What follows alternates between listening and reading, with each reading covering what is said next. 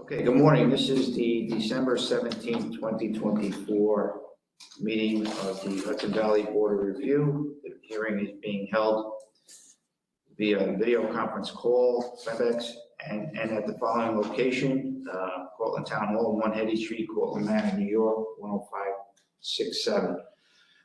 The time is now 9:08 and this hearing is officially open. The members of the board are Jane Slavin to my immediate left, Megan Smaler to my immediate right, Shaheen Badali to my far right, and joining us remotely today is Mark Kavanaugh. Also, all the way to my left is Neil Collier from Department of State. We will now hear the scheduled petitions. When you speak, please address the board and give your name, title, and legal address so that our court reporter can have all the information requested. We may have to stop from time to time to consult both technical staff. In making comments to the board, please provide a descriptive narrative on matters referring to your exhibits to enable the court reporter to enter these into the record. So when you're referring to a specific drawing or an exhibit, please make sure you specify which one you're speaking. Okay? Yes, sir. Okay, we will now hear the first petition, and with me.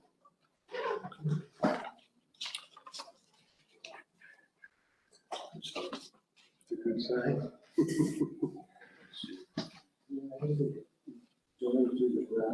Okay, the first petition is petition number 2024-0611. The aggrieved party is Rashan Bilal. The petition pertains to a variance to allow construction of a mixed-use store and residence, occupancy groups M, mercantile, and R, residential construction type 5B, combustible, 2 stories in height, 4,175 square feet in area, and located at 1699 Main Street, Town of Pleasant Valley, County of Dutchess, New York State.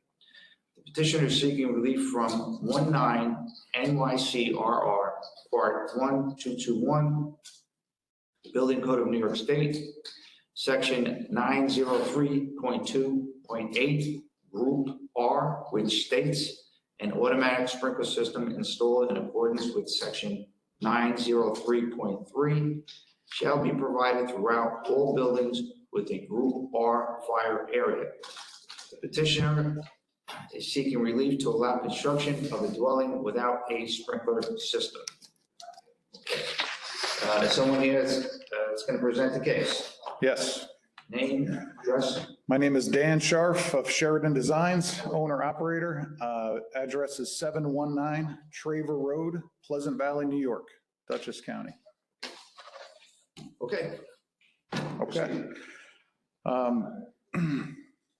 Starting out with the narrative, which is a 5-page document, dated November 22nd, 2024. I'll just generally go through the process of this project. It was a pre-existing non-conforming 3-use building, mercantile and selling gasoline and prepackaged goods, convenience store, 2-car service station, and above the mercantile area was a 3-bedroom apartment where the owner lived. In the attic were additional bedroom and a loft that they used as 2 bedrooms. So no fire separations, no sprinkler system, pre-existed, so it was conforming, or I guess it's non-conforming, but it was legally existing. The intention, based on how the clients proceeded with their business, was that there was no need for the service station anymore and they wanted to increase the mercantile space. This was also a very good opportunity, I thought, to make the building more code compliant. I wasn't very happy with the convenience store with the residential space above that, and then that half-story finished up in the attic with no fire separations, no sprinkler system. So this gave us an opportunity to bring it closer to code. Keep the existing foundation system was the plan. Renovate the first floor to expand the mercantile space into where the repair shop was, and then take the partial 1.5-story apartment and turn it into a 1-story apartment across the second floor. Add fire separations as required and stay in the existing building code since it was a renovation of an existing structure. Based on the overall area of the project and the size, we're staying in the exact same footprint. We could go through the existing building code and come out of it without having a need to put a fire sprinkler system in legally according to code 803.2 something.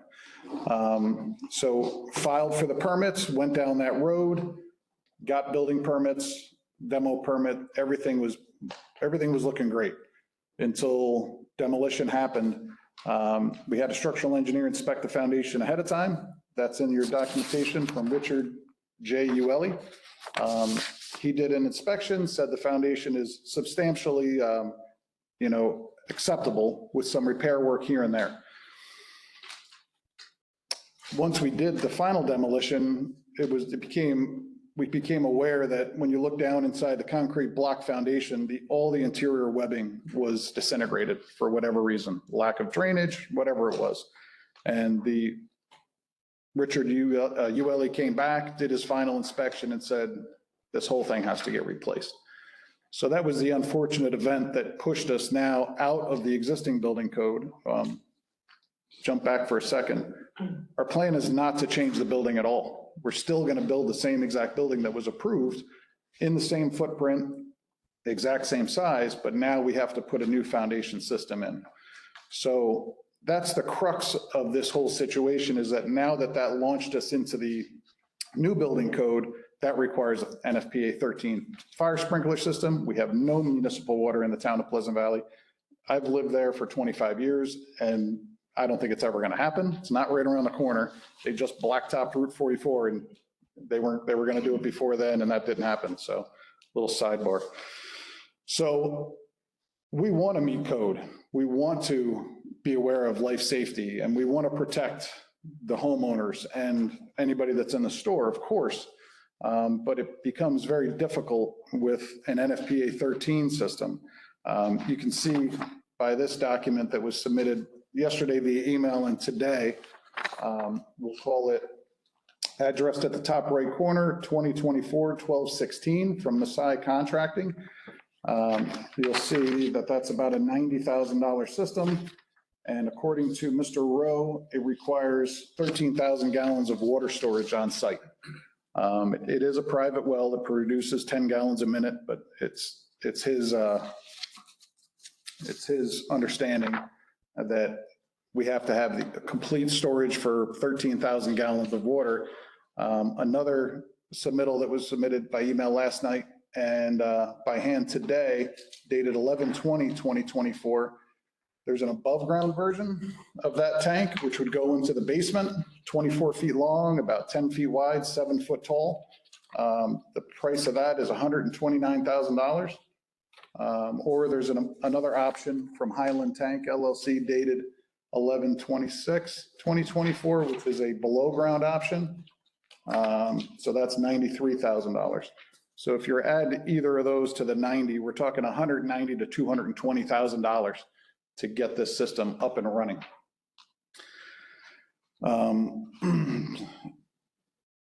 We would like to move forward, and the client has mentioned that he would like to avoid the sprinkler system 100%, the fire sprinkler system. And we tend to agree with him, but we did opt to price a 13D system, which you can see in the document that you guys have that's dated from Masai Contracting. I gave you my copy. What's it dated at the top right corner? 12/03, I think. Yes. Yeah, so Masai Contracting, the other document dated December 3rd of 2024 is for a 13D system to sort of meet in the middle. That system would sprinkler the residential space on the entire second floor. It would sprinkler the staircase that leads down to the first floor and also the staircase that leads down into the basement space, which is all residential. The only level that's commercial is the first floor. So we would sprinkler that. That brings our cost down to, I think, $23,000. And it only needs a 300-gallon tank. It doesn't need emergency power backup. So it's an option that we think is better than the NFPA 13 system, and it's better than nothing. So we would be happy to go along with that system. We contacted the Fire and Life Safety Review Board, which is part of Pleasant Valley, read through and showed them what our proposal was, and they are in agreement with that based on these two documents that were again submitted today. Town of Pleasant Valley Fire and Life Safety Review Board meeting minutes dated the 4th of December, and also a letter that they wrote basically saying that they're 100% in support of this. They're 2,000 feet away from the structure. We will put in the other items as listed in my application with remote monitored system, fire extinguisher cabinets. We'll put in some of these self-contained fire suppression systems in the kitchen of the residential area. We'll put the fire blankets in, up inside that kitchen area. The commercial space on the first floor, the convenience store, has no cooking, no preparation of food. It's just a prepackaged store. The reason for that is that Pleasant Valley, on our well system that we have, it's not a public water supply. It's not, does not meet the criteria for a public water supply, which holds us back. The client holds them back from being able to prepare any food, wash coffee pots, anything that is possible for consumption by the public is not allowed to be used with this water system. So we will pursue that down the road if the town does get municipal water. But at this time, there's no cooking, no preparation of food. It's all prepackaged items, coolers, walk-in coolers, and, standard convenience store items. I could keep going, but I think I hit it. Okay. Yeah, I think that we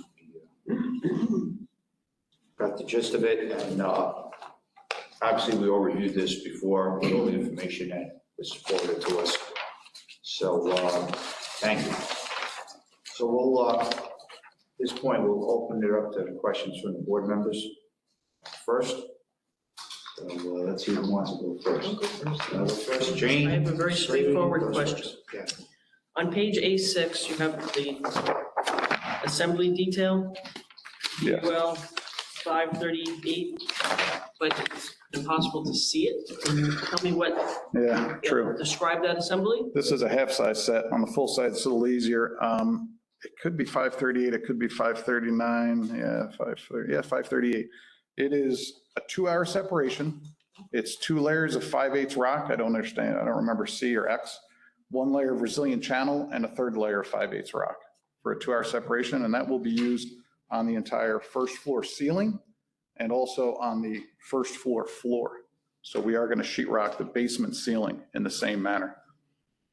So that applies, right, so to the first floor system and the second floor, That's correct. both the same.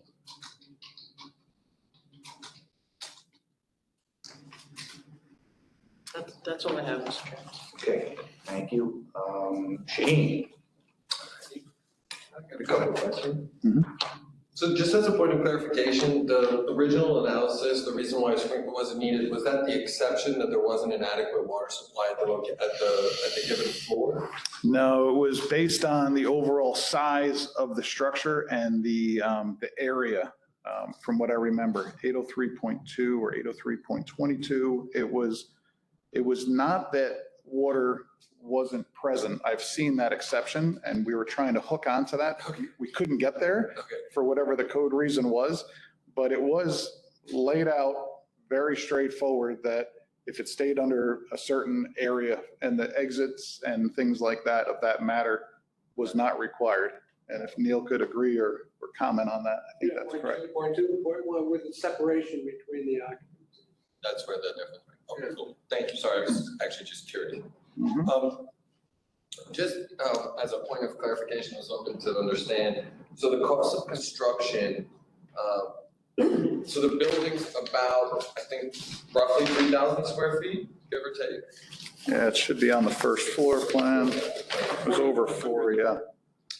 Existing floor area, yeah, okay, first floor, second floor is 3138 plus the basement of another probably 1,500 that may or may not be finished. I don't want to say that the construction cost displayed is unlikely, but I do want to say I find it a little bit low for a new building in today's world. Of course, I am not intimately viewing those costs. Yeah. I do also find the sprinkler system costs a little bit high, Okay. but they are pretty close to what I would expect. Could you comment on the cost of the actual foundation and how much that added to that $507,000? My understanding that the demolition, complete demolition and the installation of the new foundation was around $60,000. Does that sound? $57,000. Okay, Yeah. cool. So it's nearing, let's say, a $600,000 construction cost now. Yeah, that's what it is. And I share your thoughts on the cost that this is. He's working directly with the contractor, and I thought it's a great deal. I kind of want to build a gas station now. Okay. And yes, I mean, just so based on that and the quotes we're receiving, so the statement is that the full system is going to be, I guess, roughly 20% of the cost of construction. Yeah, right? it's a big hit to get that 13,000 gallons of water in there and the emergency power backup and everything that NFPA 13 requires. I do want to comment that I think the 13,000 gallons is a little high. I mean, that would be like every head in this building flowing at one time for that full 60 minutes. Okay. I don't know if that's accurate, but I do think it would be quite a substantial tank. So, Mhm. so you know, that's fair.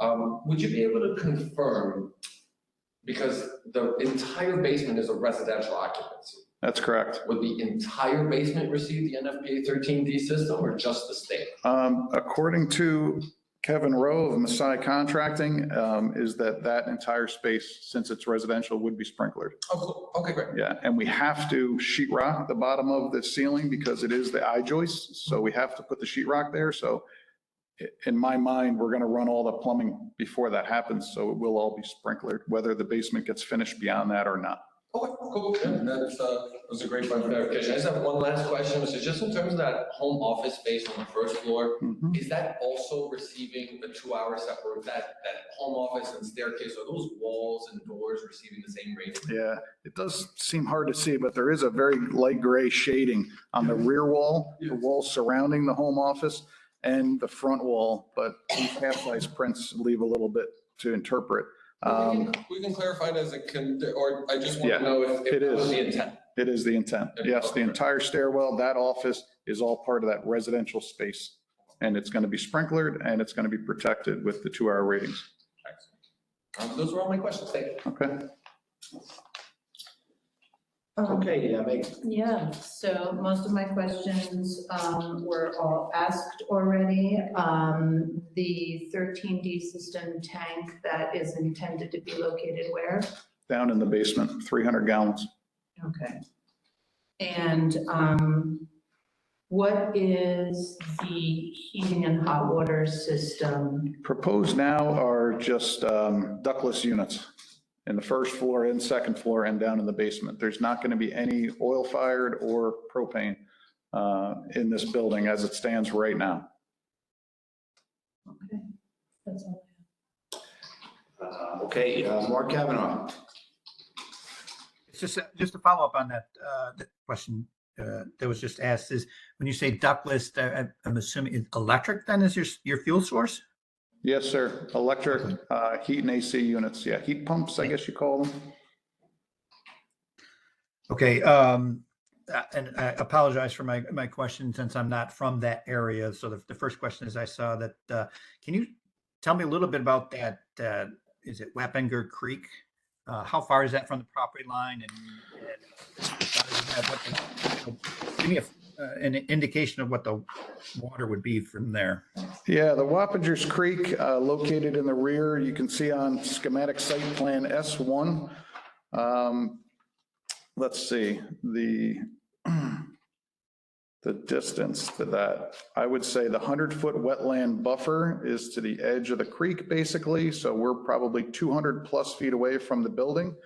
It's a significant elevation change where we're up at the first floor is like 212, I think, elevation. It doesn't show it on this plan, but the first floor and the road are at about 212, and it's got to be down about 40 feet in elevation is where the creek is. The property is,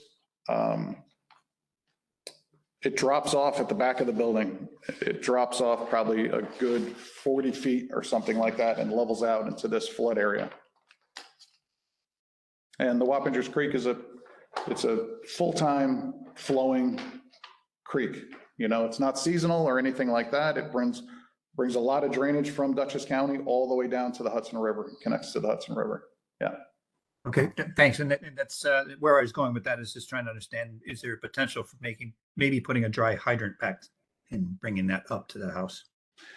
Yeah, we had pursued that with our sprinkler contractor and the town, and nobody has done that yet inside the town. And I don't know the reason why, you know, I'm not sure what's involved with it. We talked about dry systems. We talked about using that for a possibility of water. The fire department actually has a connection somehow where I think they ran a pipe to it, or they fill their trucks up from it. But we have nobody that's crossed that bridge yet, and I don't have the answer why. Okay, thank you. Yeah.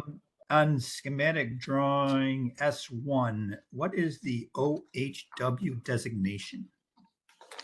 OHW, overhead wire. Yeah, that's the electric Thank feed. All right, thank you. Yeah.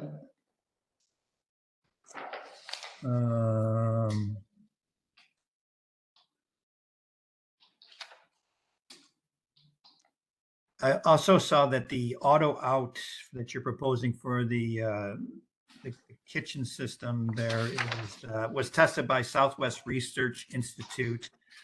I requested a copy of the report from them so I could review it before the meeting. It was never provided. So I just want to make sure that that submission gets approved by the town AHJ. Because I couldn't tell what it was if it listed for and how it was tested. So I just want to make sure the AHJ gets a chance to review that. Okay. Yeah, and I guess we're looking for like a UL certified device. Is that where you're heading? Correct. I mean, UL is one certification agency, but it just has to be approved by a national recognized testing laboratory. Okay. And for the use that it's being proposed. Yeah, I'm fine to make that a condition of this approval. The other thing I noticed was on the December 12th letter from the sprinkler contractor, when he was going to pressure test it to street pressure. But I believe NFPA 13 is going to require it to be tested to 130 PSI. So since I'm not sure there is street pressure, so I'm not sure what that really means. That's an oversight. There is no street water, Right. So there is no testing. Well, there has to be testing, so it just has to be tested to 130 PSI. That's part of NFPA 13D. Okay, so our system, our internal system with our pump would be pressure tested to that. Gotcha. Exactly. Okay. And then what's proposed for the half story as we move forward? Anything, or is that?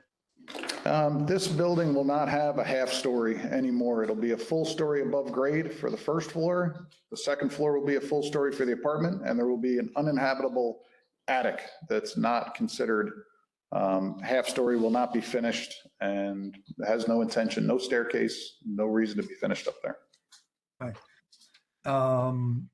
And I think maybe my last question is, would there be objections? NFPA 13D does not require a fire department connection. But would there be any objections if part of this requirement or is there any challenge to put a fire department connection on that? So the fire department with their I'm assuming tanker operations could be able to supply that sprinkler system. Mm-hmm. That's a question to me. I'm fine with that. Yeah. And then last question is actually for Mr. Chairman, is that I have not seen a code enforcement questionnaire. Has that been provided, or is someone on from the municipality? And that's No, it for me. we did not get one. However, the I think the code enforcement officer did have a condition about this separation, fire separation between the two uses. Okay. Received the letter. It's in the potential Yeah. findings. So we Yeah, didn't but that's a actually get a questionnaire, but there was a letter from the CEO. Right. Did you get I mean, one? that's No, I spoke with him. You spoke, okay. It says chairman of the Fire and Life Safety Review Board. That's who signed it. This letter. Yeah. Okay, that's from, The code official Talk to the code official. But there was also, in the board summary that the code enforcement official wanted a fire separation between the two. That's true. Yeah. I think it just aligns with this letter, essentially. that's all, Mr. Chairman. Okay, thanks, Mark. The applicants, will they be residing in the, yeah, owner operated and that's their residence as well. It's Malkarena, Rashan, and their son Kumar, which is, they've lived in this for 16 years or so. Yeah, no rentals. fire department is, I think, was it 2,000 feet away? 2,000 feet on the same road. Right. Is the tanker located at that facility also? Yes. It is. The entire operation is there. Okay. Yeah, there's a substation that's separate. That's Pleasant Valley Station 2 that is also self-contained, but this is Pleasant Valley Station 1, their main station. And it's all contained at that, maybe 6 bays and ladder truck and everything. All right. I have just, Go ahead, Megan. would you just, I guess, explain for the record, the other items, that they're offering? Mhm. Fire alarms, extinguishers. Yeah. So on the last page of my narrative dated November 22nd, 2024, you'll see on page 5, we're not proposing to forgo all life safety measures, fire safety measures. We're going to do the 13D system. We're going to install a centrally monitored fire detection system, install fire extinguisher cabinets at all levels, basement, first floor, and second floor, provide the fire blankets and the agency-rated cooktop fire suppressor systems in the residence. There will be no cooking in the mercantile space. So I guess that answers it, right? Those 4 items? Okay. And the fire separation. Yeah. And the fire separation. The fire separation is required by code, so it's not an additional in my mind. So if I were an NFPA 13 system, I could take a 2-hour separation and bring it down to a 1-hour. But since I'm not a 13 system, a 2-hour separation is required, so I'm not overstepping that.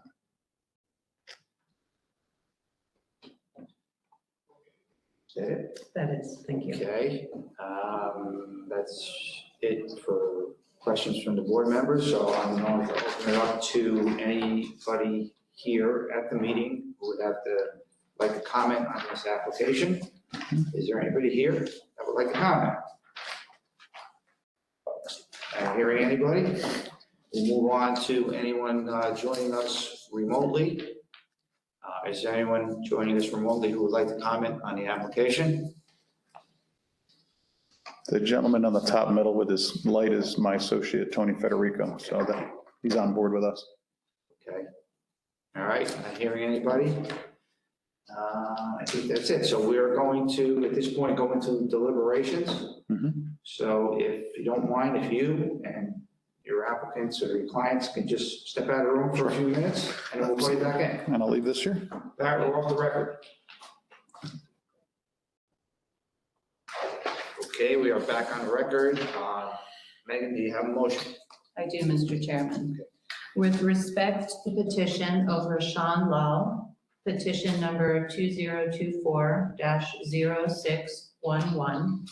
The petition pertains to a variance to allow construction of a mixed-use store and residence occupancy groups M mercantile and R3 residential, construction type 5B combustible, 2 stories in height, 4,175 square feet in area, and located at 1699 Main Street, Town of Pleasant Valley, County of Dutchess, New York State.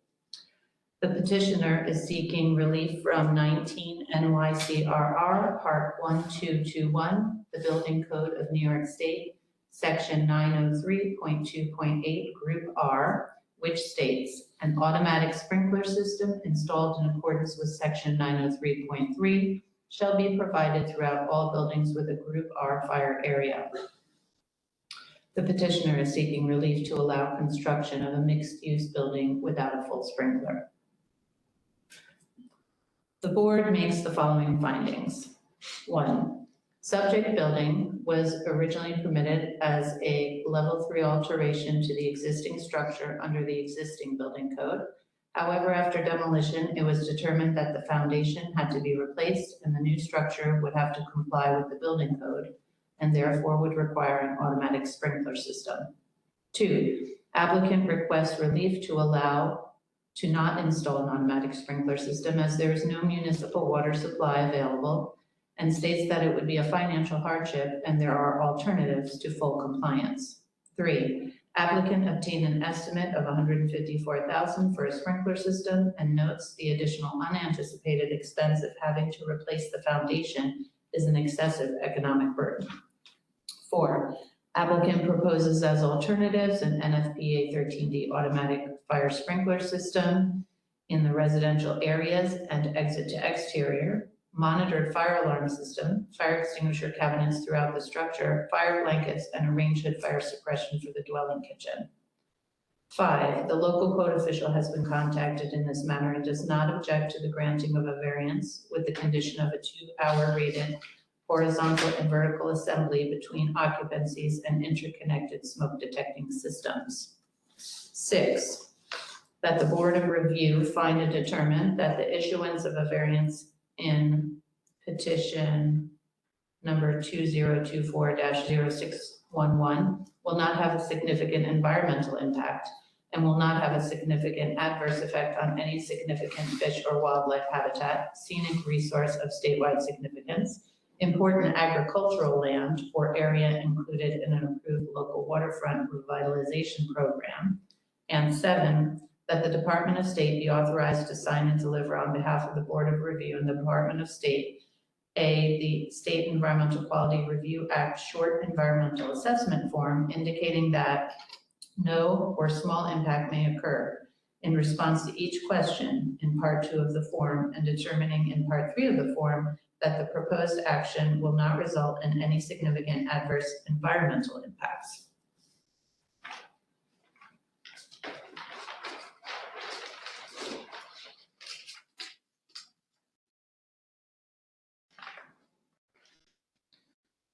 In accordance with the above findings, the board finds strict compliance with the provisions of the Uniform Fire Prevention and Building Code would entail practical difficulties or unnecessary hardship and would create an excessive and unreasonable economic burden and would be unnecessary in light of alternatives which, without a loss in the level of safety, achieve the intended objective of the code.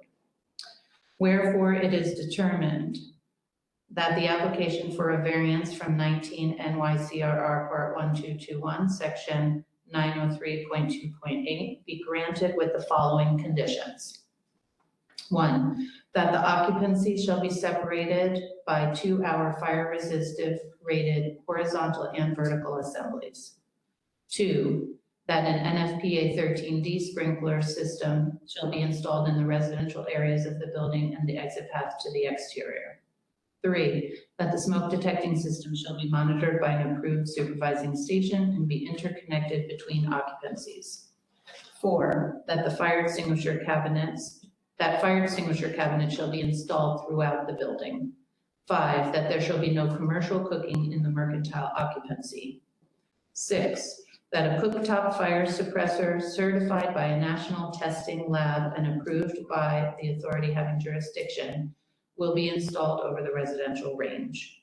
7, that the sprinkler system shall be equipped with a fire department connection with appropriate signage with location to be approved by the fire department. 8, that fire seal shall be inspected and approved by a third-party testing agency. 9, that the basement space will be limited to use by the upstairs tenant. And 10, that the sprinkler system shall be hydraulically calculated.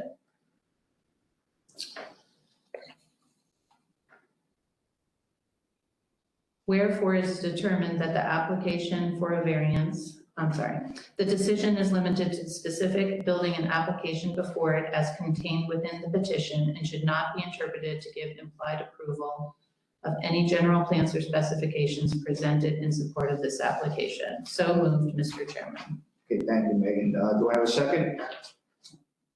Second. Seconded by Shaheen. Before we vote, you've heard the motion, which included all the conditions. You have any questions? No questions. Okay, thank you. All right, so we're gonna vote. Shaheen? Aye. Megan? Aye.